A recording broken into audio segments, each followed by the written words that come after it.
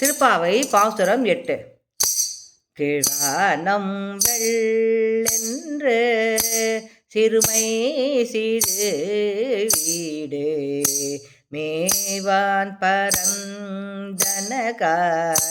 மிக்குள்ள பிள்ளைகளும் போவான் போகின்றாரை போகாமல் காத்துன்னை கூவுவான் வந்து நின்றோம் கோது கலமுடைய பாவாய் எழுந்தீராய் படிப்பறை கொண்டு பாவாய் பிளந்தானே மல்லரை மாற்றிய தேவாதி தேவனை சென்று நாம் சேவித்தார் ஆவாரென்றாராய்ந்து